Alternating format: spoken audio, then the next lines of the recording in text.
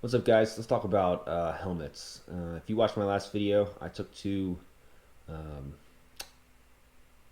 stumbles, crashed, looped, beefed, fell.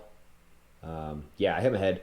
I was doing a wheelie, fell off the bike, and hit the back of my head right here. It was a brand new helmet. I did a bunch of research trying to figure out, hey, is this helmet still good to wear?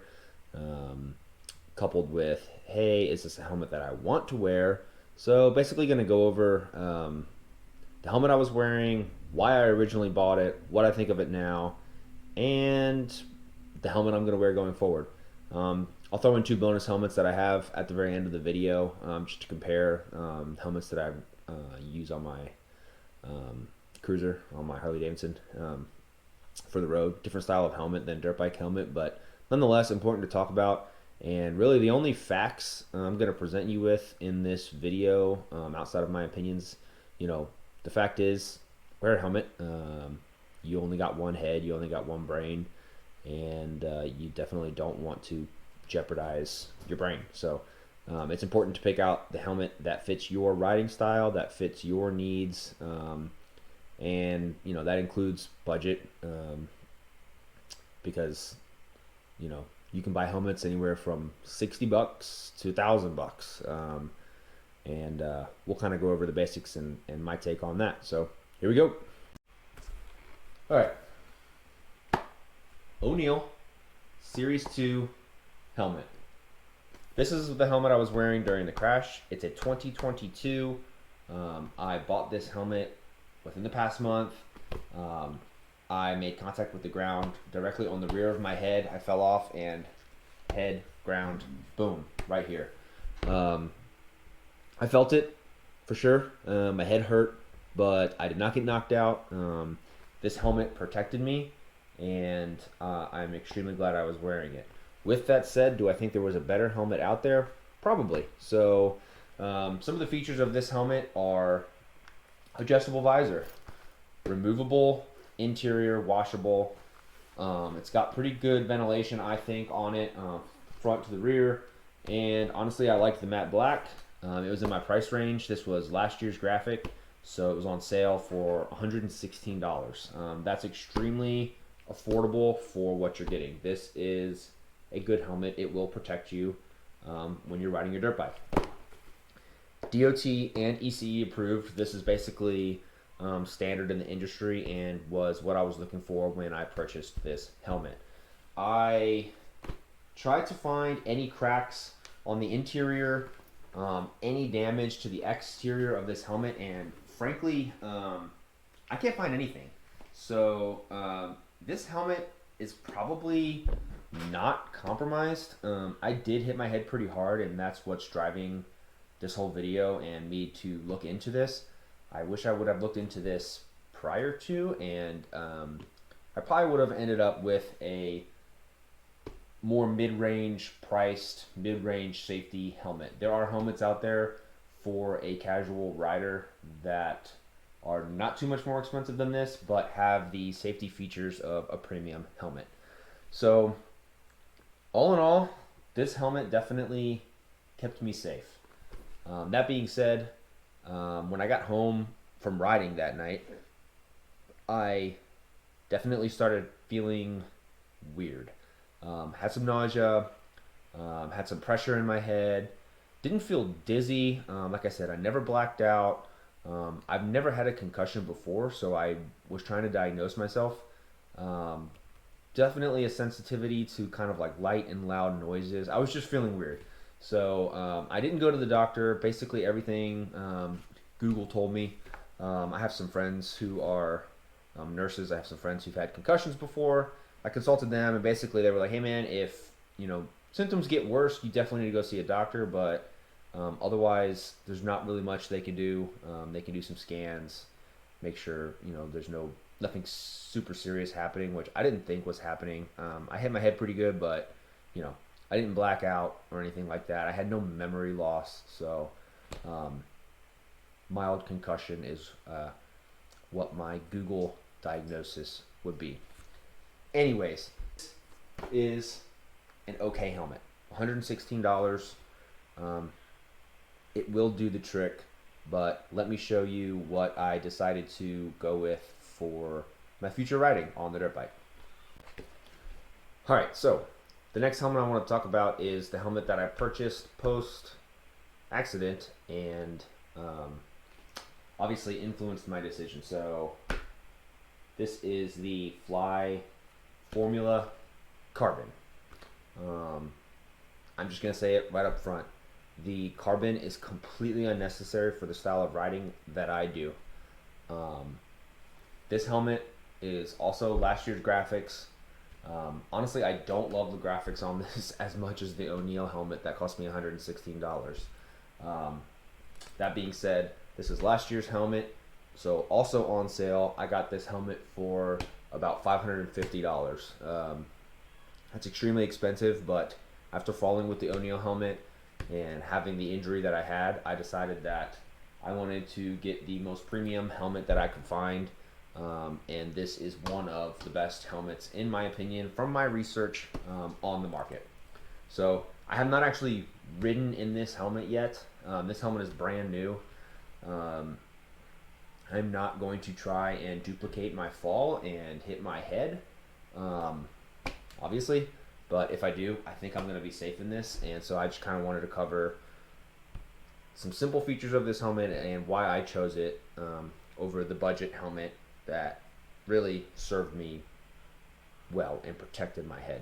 So upgraded to this helmet. It's got the same features, right? Removable, washable liner, adjustable visor, same stuff. The O'Neill helmet or any other budget helmet in that $150, $200 price range is probably going to be over 3 pounds. This is under 3 pounds. They say it's like 2.8 pounds because it's carbon fiber.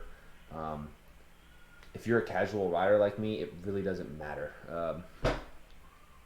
That half a pound or whatever it is, 0.4 pounds, is not going to make or break, the fun that you have on the dirt bike. That being said, this helmet does have a ton of venting on it. Extremely comfortable. Definitely more padding. It's got, I still got the tag on it here, so I can show you this Rheon technology. Look up the helmet. There's full YouTube reviews on it, but it's got this soft Rheon impact resistant system on the inside, so it's supposed to reduce concussions by like 40%. Hence why I bought this. They've got multiple different layers in the shell, basically tested for low speed, mid-range and high speed impacts. They've lightened up the helmet in areas where are less crucial and less percentages of being hitting your head, and really beefed up the areas of where you're going to most likely hit your head if you're falling off your bike, and using your helmet for what it was designed for. And like you can just tell that this helmet has been designed for a more serious rider who has a higher potential of falling hard and hitting his head hard, basically. All the way around the bottom here, there's it's like this soft plastic. So if you're if you hit your collarbone, your head gets jerked, you hit your collarbone. They've thought of that. Also DOT ECE approved. Again, the Rheon technology. So I think that this is going to serve me well. And again, I got it on sale. If I wouldn't have found this carbon helmet on sale, I would have gone with the composite helmet. Fly makes the Formula helmet with the same safety technology, basically just in a heavier shell. So I would have spent whatever.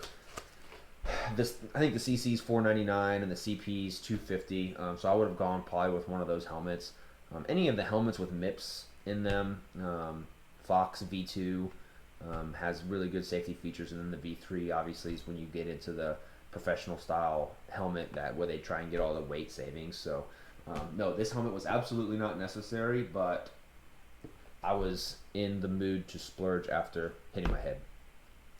So that's pretty much the review of this helmet and why I chose it. It's sick. It's super light. It's super comfortable. That being said, the O'Neill helmet was also comfortable. I didn't think it was heavy. So really no real gripes with that helmet other than I hit the back of my head and got a concussion. Now, if I would have been wearing this helmet and had the same accident, would I have gotten a concussion? Maybe. Honestly, I don't know. I don't want to test it out, but if I am ever in that situation again, I wanted to make sure I went with one of the best helmets on the market. So I guess bottom line is you don't need to spend. Oh, I guess I didn't go over the price. 2023 version with the new graphics of this Formula Carbon helmet is like $850, which was absolutely not in my price range. I wanted to spend half of that. I was ready to spend $400, and basically saw this one on sale, and so splurged a little bit, basically to get the top of the line product. So yeah, all that said, that's kind of where I'm at with helmets. I did want to throw in a couple of bonus helmet reviews just for comparison's sake. Oh, O'Neill helmet just comes with a bag to store your helmet, which that's cool. You may have a gear bag already. That bag will protect it. But the Formula helmet comes with this actual, they call it a helmet garage, but it's got a place for your goggles, and it's an actual bag to store your helmet in, which, I mean, if you're going to pay for a premium helmet, that's pretty legit. They also give you a second visor, so if you break this visor for any reason, they've hooked you up with a replacement visor. So I thought that was pretty cool. Just some of the perks of buying one of the more premium helmets on the market. So that sums up the Fly Formula Carbon. So bonus review. Before I had the dirt bike, I was rocking a half helmet, riding my Harley. This has the same liner. If you pull out the, there's really no cushion really in this helmet. This is basically a bicycle helmet. To be honest, this helmet I think cost me like $60. It has a DOT sticker on the back. Honestly, I'm not sure that that's even legit. It says DOT, but again, I don't know the brand of this helmet.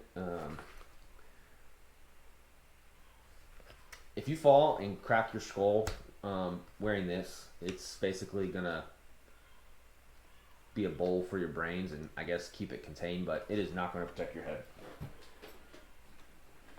What I normally wear, I upgraded to a full face helmet. This is a Harley Davidson brand helmet. I do trust the DOT and ECE ratings on this helmet. That being said, this helmet was, I think, $199 when I purchased it.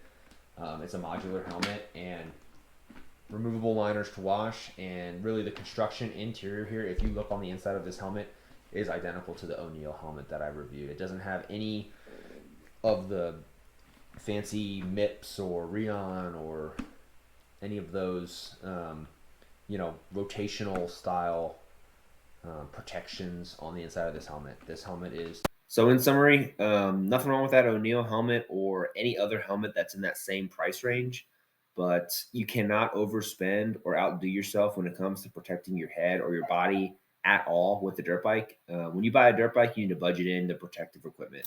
And in my opinion, you need to budget in the best protective equipment that you can get. So learn from my mistakes.